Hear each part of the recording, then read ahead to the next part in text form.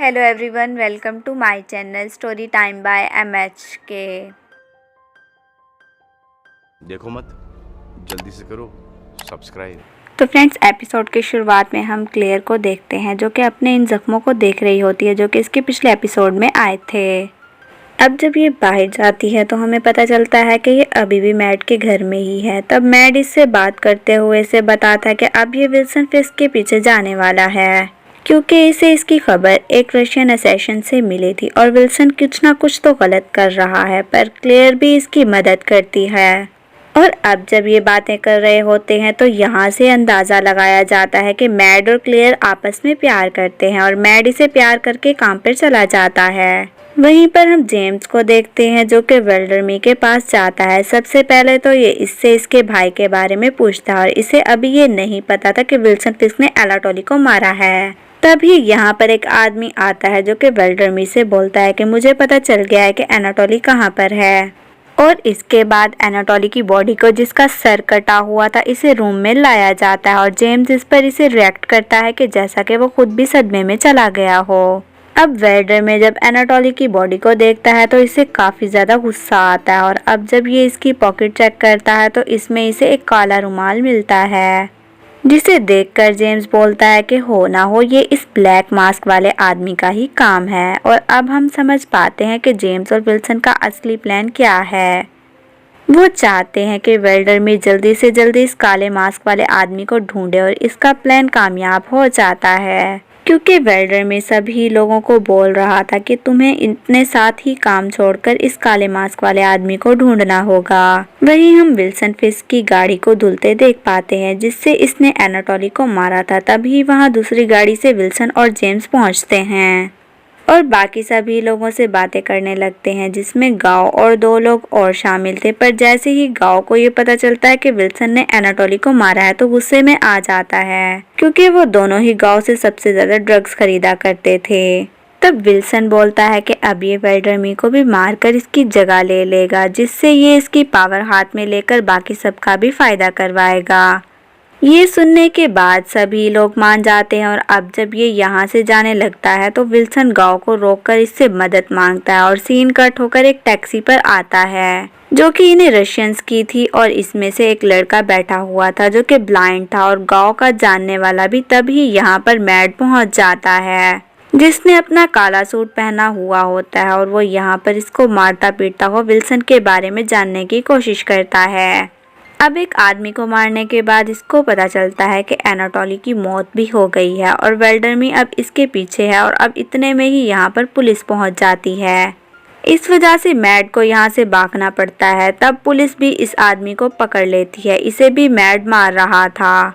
अगले दिन मैड और फॉगी और साथ ही कैरन जब ऑफिस में होते हैं तो यहाँ पर एक औरत आती है जिसको ब्रेड की मॉम ने भेजा था और ब्रेड वही पुलिस वाला था जिसकी फॉगी ने मदद करके कैरन के केस के बारे में पता किया था। और अब ये औरत इसे बताती है कि इसने अपार्टमेंट में कुछ लोगों का हमला किया है, जिसकी वजह से इस औरत का सब कुछ तबाह हो गया है, क्योंकि इनके अपार्टमेंट का आदमी इन्हें ज़बरदस्ती यहाँ से निकालता है और इसीलिए ये यहाँ मदद मांगने आई हुई है। इस बात को सुनकर फॉगी और कैरन जाते हैं अपार्टमेंट के मालिक के पास, जिसकी एक कंपनी होती है जहाँ इन्हें फॉगी की गर्लफ्रेंड भी मिलती है जो कि टुली की वकील थी।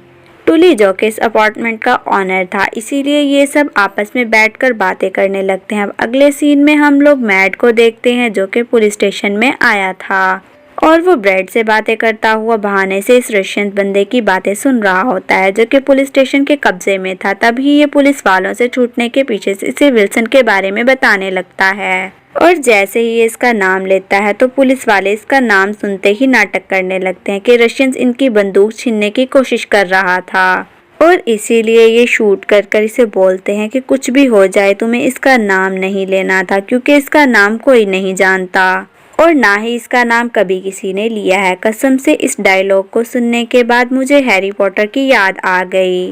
पर कमिंग टू द स्टोरी, ये सारी बातें मैड भी सुन रहा था और इसी वजह से ये समझ जाता है कि कुछ पुलिस वाले भी विल्सन के साथ मिले हुए हैं। अब जेम्स और विल्सन को देखते हैं जो कि सभी रशियंस को खत्म करने के बारे में प्लान बना रहे हैं। दूसरी तरफ कैरन और फॉगी इसी औरत के अपार्टमेंट पे आए हुए थे ताकि वो इससे बातें कर सकें। अब जब वो देखते हैं कि इस अपार्टमेंट की हालत सबसे ज़्यादा ख़राब है तो इसलिए वो दोनों मिलकर इसका अपार्टमेंट सही कराने लगते हैं। और सीन कट होकर रात में आता है जहाँ पर मैड अपना काला सूट पहनकर इस पुलिस वाले के पास पहुँचता है जिसने रशियन को मारा था। मैड इसे मारता पीटता हुआ विल्सन के बारे में पूछता है, पर इस पुलिस वाले से भी ज़्यादा से कुछ पता नहीं चलता और इसी वजह से ये इसे बेहोश कर कर कहीं चला जाता है। यहाँ पर हम वेनिस्का को देखते हैं जो कि विल्सन के बुलाने पर इसको मिलने गई थी। यहाँ विल्सन इससे वादा करते हुए कहता है कि अब ये इससे कुछ भी नहीं छुपाएगा, ये इसे और बार माफ़ कर दे। दूसरी तरफ वेल्ड्रेमी के पास कुछ लोग पहुँचते हैं जो कि इसे बताते हैं कि एनाटोली को किसी और ने नहीं बल्कि विल्सन ने मारा है और वो काले मास्क वाले आदमी को जानबूझकर फंसा रहा है। ये बात सुनकर एनाटोली को काफ़ी ज़्यादा गुस्सा आता है और वो विल्सन के बारे में छोटी मालूमात देने पर इस आदमी को 1 मिलियन का नाम देने के लिए बोलता है। तभी हम मैड और क्लेयर को देख पाते हैं जिन्हें ये पता चल गया था कि वेल्ड्रेमी का आखिरकार ठिकाना कहाँ पर है, इसलिए मैड वहाँ पर जाने लगता है। पर तब क्लेयर इनको रोकने की कोशिश करती है क्योंकि ये नहीं चाहती थी कि मैड और ज़्यादा खून खराबा करे। मैड यहाँ से चला जाता है। दूसरी तरफ जब विल्सन बैठा होता है तो वेनिस्का के साथ, तो ये वेनिस्का इसकी गन मांगता है क्योंकि वेनिस्का से डर कर मार छुपा रखी थी और इसे बना डरे इस बार गन दे देती है। तब विल्सन इसे विंडो के पास ले जाता है और बताता है कि आज वो बहुत बड़ा खेल खेलने वाला है। दूसरी तरफ हम देख पाते हैं कि मैड भी ठिकाने पर रशियंस की नज़र रखे हुए है। अब यहाँ पर गांव का दोस्त आता है अंदर, तो हम देख पाते हैं वहाँ सभी लोग विल्सन को मारने की तैयारी कर रहे हैं। तभी इसका दोस्त स्टिच दबाता है जिसकी वजह से धमाका होता है, पर पहले वेल्ड्रेमी भागकर सेफ जगह को देख लेता है और वहीं पर भाग जाता है। इसी वजह से इसकी जान इसे धमाके से बच जाती है। वहीं हम देख पाते हैं कि धमाके से मैड भी बेहोश हो गया था और ये धमाका इतना बड़ा था कि कैरन और फॉगी के अपार्टमेंट पर भी इसका असर पड़ा था, जिसकी वजह से काफ़ी ज़्यादा डर जाते हैं। अब जब वेनिसा इस धमाके को देखती है तो विल्सन इसे बताता है कि अब इसके बाद कोई इसका ताकत पर शक नहीं करेगा।